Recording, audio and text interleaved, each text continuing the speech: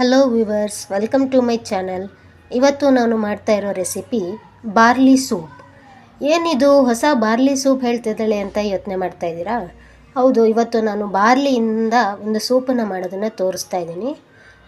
ಬೇಸಿಗೆ ಅಂದ ತಕ್ಷಣ ದೇಹ ತುಂಬ ಹೀಟ್ ಆಗುತ್ತೆ ಅಥವಾ ತುಂಬ ಸೆಕೆ ಅನಿಸುತ್ತೆ ಅಂತ ಅನ್ನಿಸ್ತಾ ಇದ್ದರೆ ಒಂದು ಸರಿ ನೀವು ಈ ಬಾರ್ಲಿ ರೆಸಿಪಿನ ಟ್ರೈ ಮಾಡಿ. ತುಂಬಾ ಆರೋಗ್ಯಕ್ಕೆ ಒಳ್ಳೆಯದು.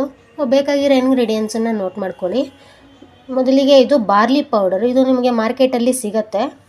ಮತ್ತು ಇದು ಕ್ಯಾಪ್ಸಿಕಮ್ ಪೀಸಸ್, ಮತ್ತು ಇದು ಕ್ಯಾರೆಟ್ ಪೀಸಸ್, ಮತ್ತು ಇದು ಬೀನ್ಸು, ಇದನ್ನು ಕೂಡ ಸಣ್ಣದಾಗಿ ಕಟ್ ಮಾಡಿ ಇಟ್ಕೊಂಡಿದ್ದೀನಿ. ಕಾಳು ಮೆಣಸಿನ ಪೌಡರು, ಮತ್ತು ಬೆಣ್ಣೆ, ಮತ್ತು ಲೆಮನ್ನು, ಮತ್ತು ಸಾಲ್ಟ್. ಬಾರ್ಲಿ ಒಂದು ವಿಶೇಷ ಏನು ಅಂದರೆ ಇದರಲ್ಲಿ ಪಿತ್ತಕೋಶದಲ್ಲಿ ಆಗಿರ್ತಕ್ಕಂತಹ ಕಲ್ಲನ್ನು ತೆಗೆಯುವಂಥ ಒಂದು ಔಷಧಿ ಗುಣ ಇದರಲ್ಲಿ ಇದೆ. ನಿಮಗೆ ಬೇಸಿಗೆಯಲ್ಲಿ ಬಾಡಿನ ತಂಪಾಗಿಡೋದಕ್ಕೆ ತುಂಬಾ ಸಹಾಯ ಮಾಡುತ್ತೆ ಈ ಬಾರ್ಲಿ. ಸೊ ನೀವು ಬಾರ್ಲಿಯಿಂದ ಬೇರೆ ಬೇರೆ ಥರದ ಅಡುಗೆನೂ ಕೂಡ ನೀವು ಮಾಡ್ಬೋದು. ನಾನು ರೀಸೆಂಟಾಗಿ ಬಾರ್ಲಿಯಿಂದ ಚಪಾತಿನ ಮಾಡಿದ್ದೆ, ತುಂಬಾ ಚೆನ್ನಾಗಾಗಿತ್ತು. ಇವತ್ತು ಸೂಪ್ ಮಾಡೋಣ ಅಂತೇಳಿ ನಿಮಗೆ ಹೇಳ್ಕೊಡ್ತಾ ಇದ್ದೀನಿ. ಸೊ ನೋಡೋಣ ಬನ್ನಿ ಹೇಗೆ ಮಾಡೋದು ಅಂತ. ಬಾಣಲಿನ ಬಿಸಿಗಿಟ್ಕೊಂಡಿದ್ದೀನಿ. ಇದಕ್ಕೆ ನಾನು ಇವಾಗ ಬೆಣ್ಣೆನ ಹಾಕ್ತಾಯಿದ್ದೀನಿ. ಸ್ವಲ್ಪ ಕಾಳು ಮೆಣಸಿನ ಪೌಡರು, ಒಂಥರ ಕ್ಯಾರೆಟು, ಹಾಗೆ ಬೀನ್ಸು, ಮತ್ತು ಹೆಚ್ಚಿಟ್ಕೊಂಡಿರ್ತಕ್ಕಂತಹ ಕ್ಯಾಪ್ಸಿಕಮ್. ಸೊ ಇಲ್ಲಿ ನೀವು ಬೇಕಿದ್ದರೆ ಕಾರ್ನು ಅಥವಾ ಹೂಕೋಸು ಅಥವಾ ಎಲೆಕೋಸು ಇದನ್ನು ಕೂಡ ನೀವು ಆ್ಯಡ್ ಮಾಡ್ಕೋಬೋದು.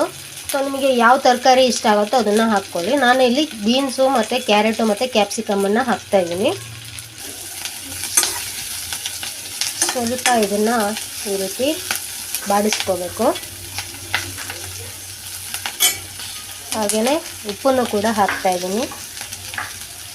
ಸೊ ಈ ರೀತಿ ಫ್ರೈ ಆಗ್ತಾಯಿದೆ. ಸ್ವಲ್ಪ ಇದಕ್ಕೆ ನೀರನ್ನು ಹಾಕೋಣ.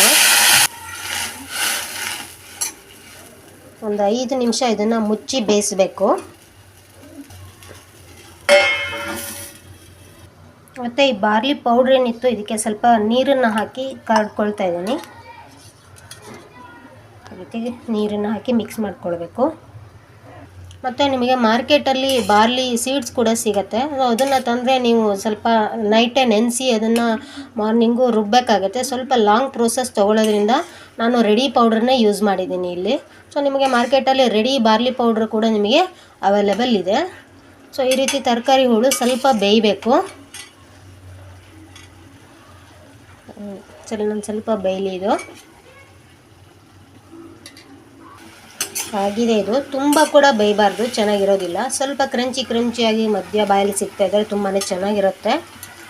ಈಗ ನೀರನ್ನು ಹಾಕಿ ನೆನೆಸಿರ್ತಕ್ಕಂತಹ ಈ ಬಾರ್ಲಿ ಪೌಡರ್ ಏನಿದೆ ಅದನ್ನು ಹಾಕ್ಕೊಳ್ಳೋಣ ಇದಕ್ಕೆ.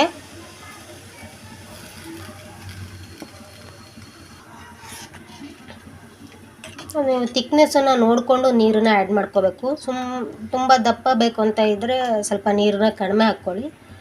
ನಿಮಗೆ ಕುಡಿಯೋದಕ್ಕೆ ಯಾವ ರೀತಿ ಅನುಕೂಲ ಆಗುತ್ತೆ ಆ ರೀತಿ ನೀರನ್ನು ನೋಡಿ ಹಾಕ್ಕೋಬೇಕು. ಇನ್ನೊಂದು, ನಿಮಗೆ ಇಲ್ಲಿ ನೀವು ಬೆಳ್ಳುಳ್ಳಿನೂ ಬೇಕಾದರೆ ಆ್ಯಡ್ ಮಾಡ್ಕೋಬೋದು. ಸೊ ನನಗೆ ಸ್ವಲ್ಪ ಬೆಳ್ಳುಳ್ಳಿ ಬೇಡ ಅನ್ನಿಸ್ತು, ಹಾಗಾಗಿ ಹಾಕಲಿಲ್ಲ.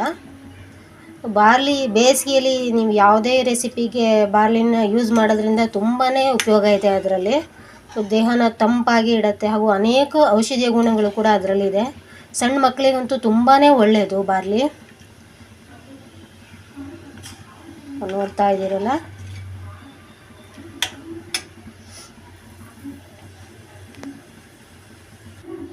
ಹಾಗೆಯೇ ಬಾರ್ಲಿ ಕೊಲೆಸ್ಟ್ರಾಲನ್ನು ಕೂಡ ಕಡಿಮೆ ಮಾಡುತ್ತೆ.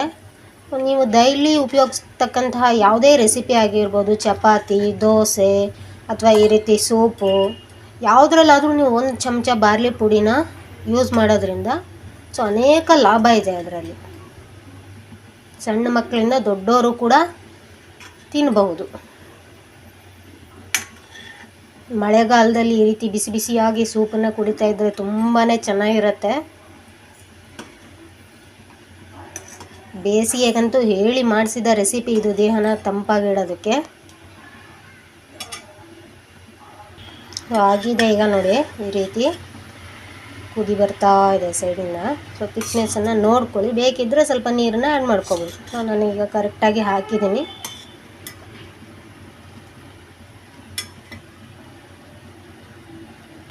ಗ್ಯಾಸನ್ನು ಆಫ್ ಮಾಡಿ ಲಾಸ್ಟಲ್ಲಿ ಲೆಮನನ್ನು ಇದಕ್ಕೆ ಹಾಕ್ಕೋಬೇಕು. ನೋಡ್ತಾ ಇದ್ದೀರಲ್ಲ, ಬಾರ್ಲಿ ಸೂಪು ರೆಡಿಯಾಗಿದೆ ನೋಡಿ. ಕನ್ಸಿಸ್ಟೆನ್ಸಿ ಕರೆಕ್ಟಾಗಿದೆ, ಹುಳಿ ಹುಳಿಯಾಗಿ, ಮಧ್ಯ ಪೆಪ್ಪರಿನ ಫ್ಲೇವರು ಜೊತೆಗೆ ಆ ಬೆಣ್ಣೆ ಅರೋಮಾ, ಸ್ವಲ್ಪ ಉಪ್ಪು, ಮಧ್ಯ ಮಧ್ಯ ಈ ರೀತಿ ತರಕಾರಿ ಪೀಸಸ್ಸು ತುಂಬಾ ಚೆನ್ನಾಗಿರುತ್ತೆ. ಸೊ ನೀವು ಕೂಡ ಒಂದ್ಸರಿ ಟ್ರೈ ಮಾಡಿ, ಆರೋಗ್ಯಕ್ಕೂ ಕೂಡ ತುಂಬ ಒಳ್ಳೆಯದು. ನನ್ನ ಚಾನಲನ್ನು ಲೈಕ್ ಮಾಡಿ, ಶೇರ್ ಮಾಡಿ, ಸಬ್ಸ್ಕ್ರೈಬ್ ಮಾಡೋದನ್ನು ಮರಿಬೇಡಿ. Thank you.